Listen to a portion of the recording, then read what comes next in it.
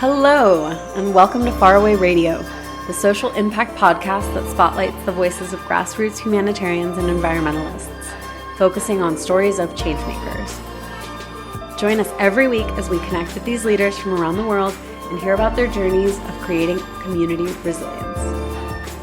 This season, we're going to be focusing on the changemakers of the ocean, inspiring activists, athletes, explorers, and even an astronaut who are using art, tech, and science to better our oceans. My name is Desiree Tavera, Executive Director of Faraway Projects and your host. This season is in collaboration with Ultramarine Ocean Action Summit and recorded at their various events throughout the year.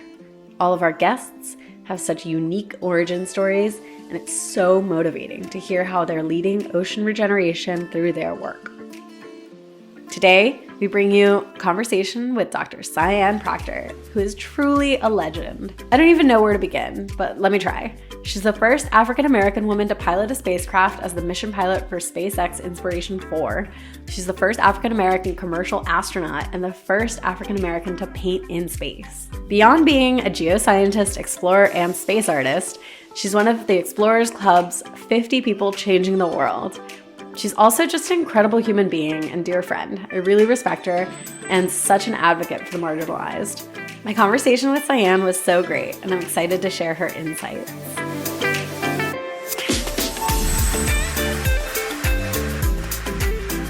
Hi, I'm Dr. Sian Proctor. I'm a geoscientist, astronaut, explorer, space artist, ocean conservationist, soon to be aquanaut. We are so delighted to have you. What brings you to Ultramarine? I was very fortunate to get a last-minute invite to come here, and of course I jumped on it because one, it's Necker Island, and two, it's ocean action, and it's something that since I've come back from space, I've really been more passionate about getting involved in oceanography again. As a geoscientist, I have a background in this area, but I am landlocked in Phoenix, Arizona, so I don't get a lot of time on the ocean, and so this is to re-engage myself in this area. What originally sparked your interest in the ocean? I think it's probably a big part of that is not ever living near the ocean, but every time I visited it when I was a kid and as an adult, I just felt this immediate connection. And I keep telling myself, one day I'm going to live by the ocean, one day, and now I really want to make that into a reality. And so I've always had this love of, scuba diving, snorkeling, vacations to the ocean, and having a degree in environmental science and being a geoscientist with a geology background, and then going to space and seeing our water world. All of that just kind of like swirls together to think about how, systems are interacting and how we humans are having an impact on our planet, and then how can we take action. That's beautiful and really inspiring, which brings me to my next question. For some, their career path was not necessarily a linear one. I'd like to know more about how your career trajectory got you from the early beginnings to Inspiration 4. Yeah, so, I wanted to be an astronaut when I was a kid. First, I wanted to be a fighter pilot that becomes an astronaut later on, because that's what I knew. Growing up in the late 70s, early 80s, that was the way that you became. You got your way to space. But then things changed, and, that wasn't going to happen. So I went off and got my undergrad in environmental science, my master's in geology, my PhD in science education. I became a college professor at the Maricopa Community Colleges, where I've been for the last 20-something years. But I always had this love of space, and I felt like I've been chasing space basically my entire life. and not giving up that hope of one day going up. So when the opportunity came with Inspiration 4, I thought, well, I'm going to apply and I'm going to see what happens. And like Willy Wonka and the Golden Ticket, I won my seat to space and got to go up for 3 days with an amazing crew, an amazing project or mission to raise $200 million for St. Jude Children's Research Hospital. And it's been fantastic, and I'm so grateful. That's incredible. That's really incredible. Would you tell us a little bit about the organization that you're starting?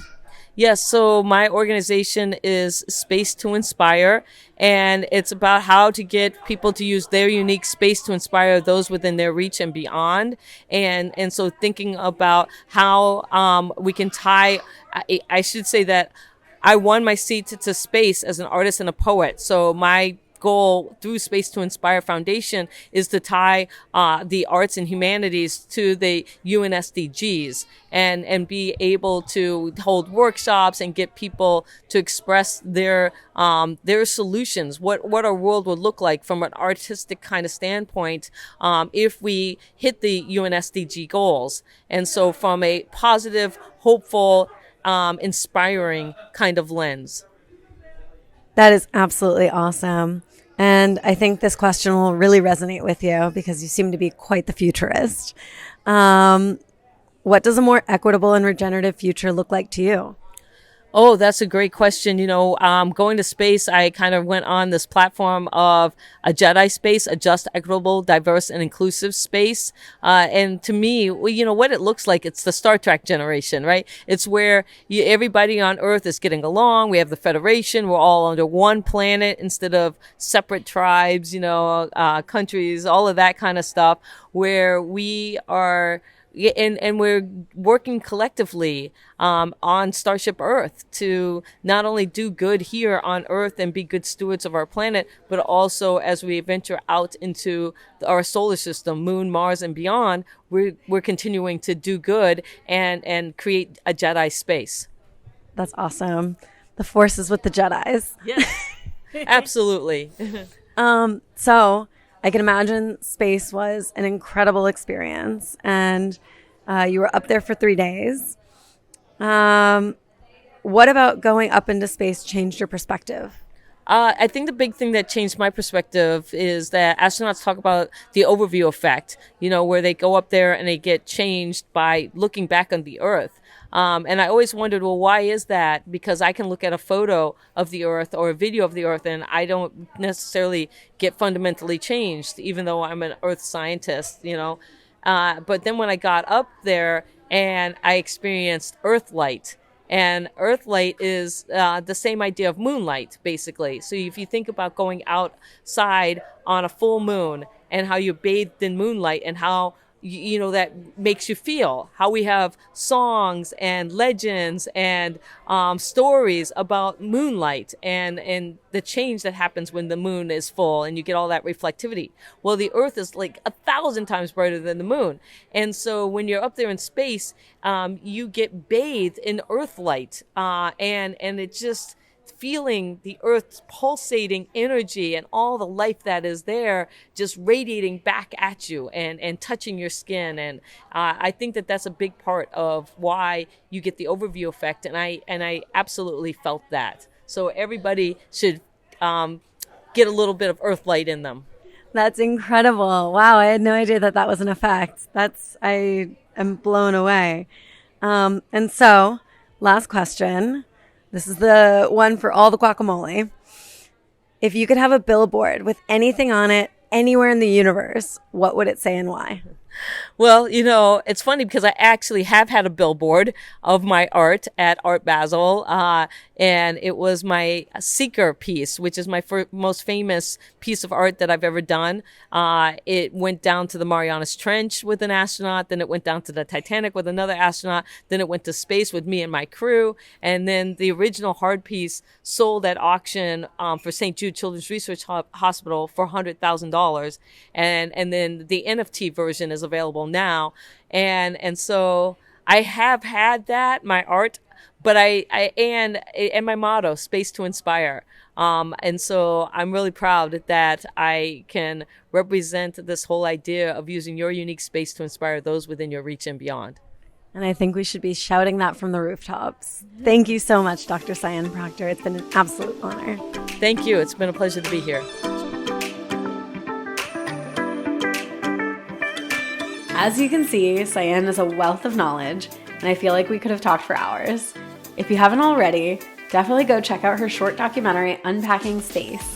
Find her augmented reality book, The Art of Inspiration, and check out her nonprofit, Space to Inspire. On our next podcast, we will be sitting down with Joshua Sam Miller, the incredible sound healer behind Sounds of the Ocean and his multidisciplinary immersive arts projects. As always, I'm your host, Desiree Tavera, and this is Faraway Radio.